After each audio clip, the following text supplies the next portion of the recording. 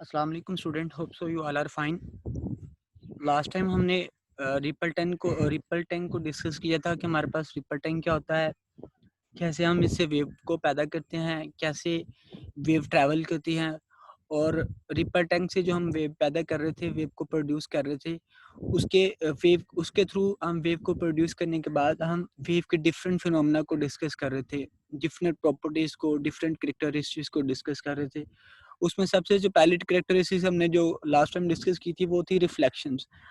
कि हमारे पास रिफ्लेक्शंस क्या होती है, जब वेव पास कर रही होती है एक मीडियम से दूसरे मीडियम में, तो वो जब दूसरे मीडियम में जाने से पहले वो किसी ऑब्स्टेकल के साथ टकराने के बाद दोबारा वो रिफ्लेक्ट बैक हो गया हमारे पास उसी मीडियम में आ जाए, तो उसे हम रिफ्लेक्शन बोलते थे, जो कि हमने लास्ट टाइम डिटेल से डिस्कस किया था। आज हम देखेंगे कि जो हमारे पास वेव की स्पीड है वो किस पे डिपेंड कर रही है। तो वेव की जो हमारे पास स्पीड है depend on the depth of water, कि जितना ज़्यादा हमारे पास गहरा होगा पानी, जितना ज़्यादा हमारे पास पानी की डेप्थ ज़्यादा होगी, जितना डीप ज़्यादा होगा पानी जिस पे वेव प्रोड्यूस हो रही है, उतनी ज़्यादा स्पीड की वेव की स्पीड होगी। अगर हमारे पास ज़्यादा जो डेप्थ है वो कम है, तो हमारे पास स्पीड कम होगी, विच इज़ स्पीड मतलब कम होगी, जाहिर बात है उसकी वेवलेंथ कम होगी। और अगर हमारे पास डेप्थ ज़्यादा है, पानी की गहराई ज़्यादा है, वेवलेंथ असल में हमारे पास क्या होता है, ये ऐसी वेव होती है ना, वेवलेंथ एक एक क्रस्ट से दूसरे क्रस्ट तक जो फास्ट आता है उसको वेवलेंथ बोलते हैं।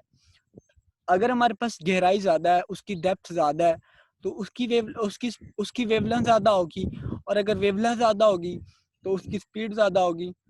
तो इससे हमें एमसीक्यू से क्लियर हो जाता है कि speed of waves depend on the wavelength, और फ्रीक्वेंसी पे कोई फ़र्क नहीं आता। अगर ज़्यादा डेप्थ है या कम डेप्थ है, गहराई ज़्यादा हो या कम हो, उसकी फ्रीक्वेंसी पे कोई चेंज नहीं आ रहा, क्योंकि फ्रीक्वेंसी तो हम प्रोड्यूस कर रहे हैं बाय इलेक्ट्रिक मोटर। तो जितनी फ्रीक्वेंसी हमारे पास डेप्थ में होगी उतनी फ्रीक्वेंसी हमारे पास कम डेप्थ में होगी, कम गहराई में होगी। तो सिंपली आप जस्ट इसमें दो कंक्लूजन है कि जो हमारे पास speed of waves are depend on wavelength, और जो हमारे पास जितनी ज़्यादा गहराई होगी उतनी ज़्यादा स्पीड होगी, जितनी ज़्यादा हमारे पास गहराई कम होगी उतनी ज़्यादा स्पीड कम होगी। और जो स्पीड है वो इंडिपेंडेंट है ऑन फ्रीक्वेंसी। फ्रीक्वेंसी हमारे पास जितनी गहराई ज़्यादा में होगी उतनी ही कम गहराई में फ्रीक्वेंसी भी होगी। अब थोड़ा सा उसने इसको एक्सप्लेन करने के लिए हमने क्या किया, यहाँ पर मैं पहले आपको थोड़ा समझाने की कोशिश करता हूँ कि देखिएगा, यहाँ पर हमारे पास कि रिपल टैंक में हमने वेव प्रोड्यूस करें, ये हमारे पास नीचे ग्लास है और रिपल टैंक ही हमारे पास सारा का सारा apparatus है।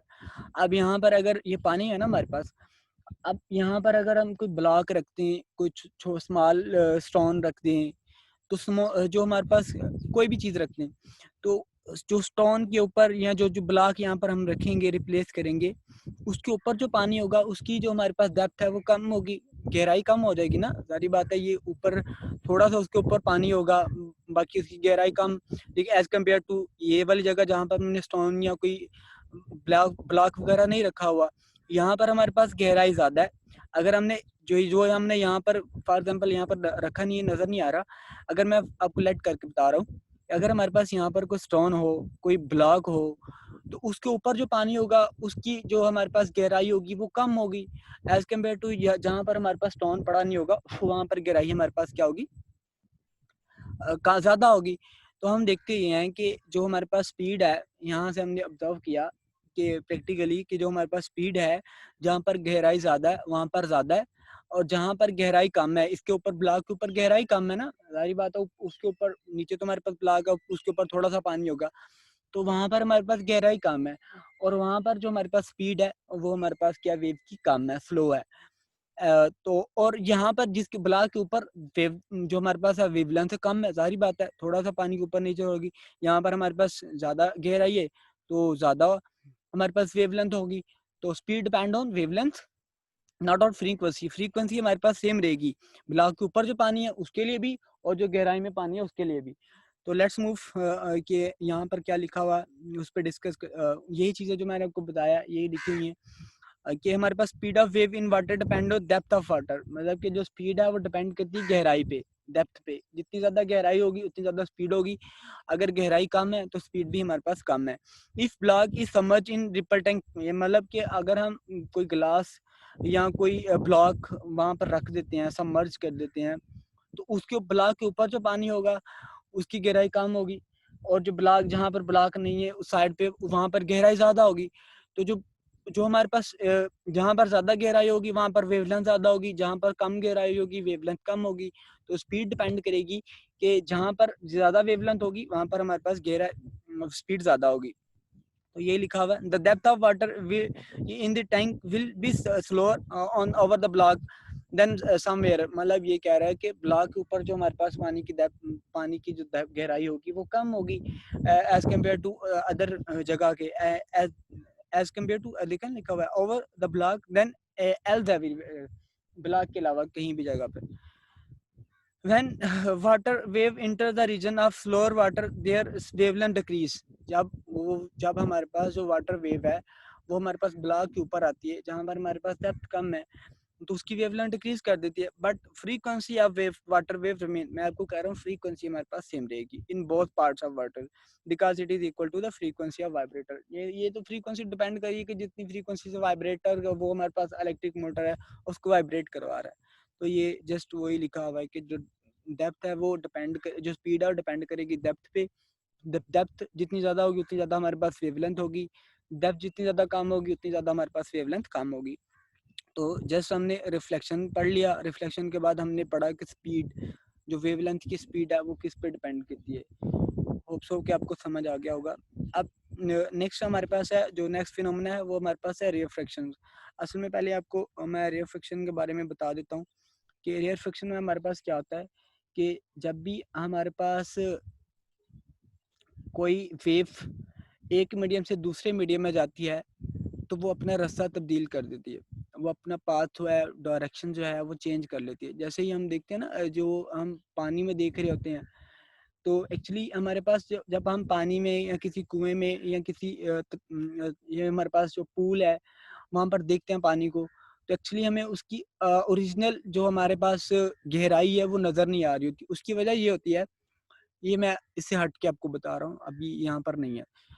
उसकी वजह ये होती है कि जो हम वेव देख रहे हैं अपनी हमारी हमारी रेज जाती है ना, असल में रेज जो हम चीज़ नज़र आती है, असल में रेज हमारी रेज जो रोशनी की रेज है उस चीज़ से रिफ्लेक्ट होने के बाद दोबारा हमारे पास आईज में आती हैं, यहाँ पर फोकस होकर वो इमेज को प्रोड्यूस करती है, इमेज बनाती हैं। तो जब रेज एक्चुअली जब रेज हमारे पास एयर है ना, एक मीडियम है, ये हमारे पास हवा जो ऊपर वाला मीडियम है, जैसे ही ये रेस पानी दूसरे मीडियम में जाएंगे, पानी के मीडियम में, वहाँ पर पानी एयर से पानी में जाएंगी, ये हमारे पास हल्का मीडियम है एयर, वो हमारे पास भारी मीडियम है।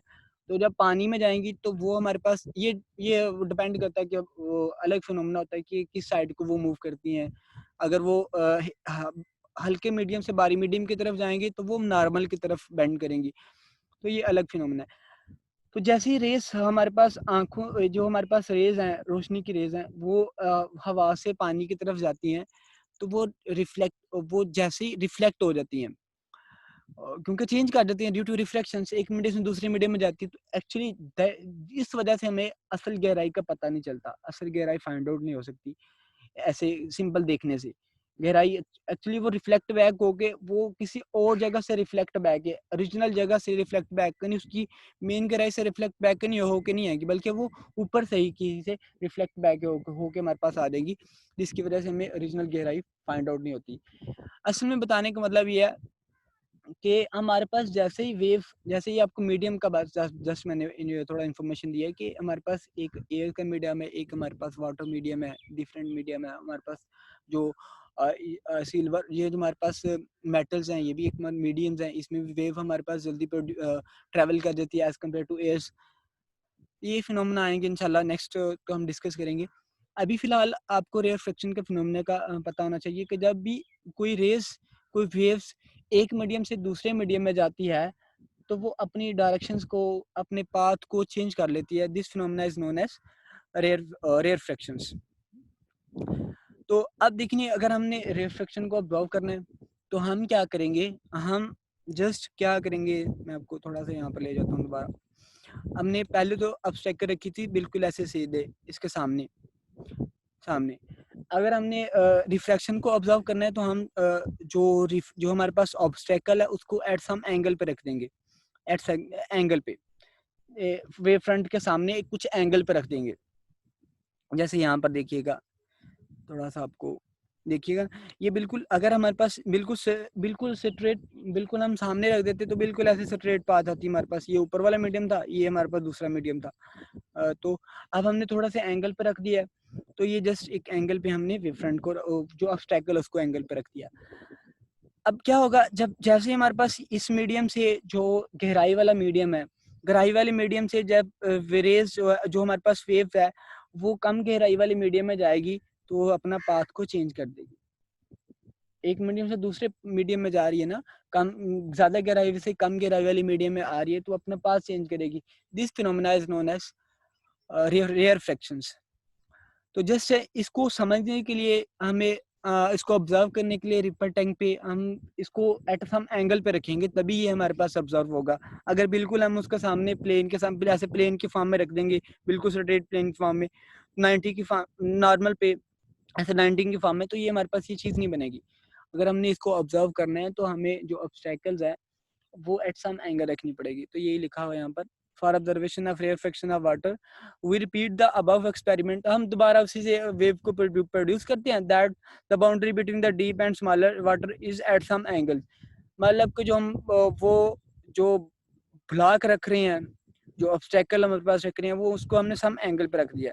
Now we will observe that in addition to change in wavelength, यहाँ पर चेंज तो वेवलेंथ होती है ना, जारी बात है। पानी के ऊपर जो वेवलेंथ है, जो ब्लॉक के ऊपर पानी है उसकी वेवलेंथ कम है, जो गहराई में है उसकी वेवलेंथ ज्यादा है।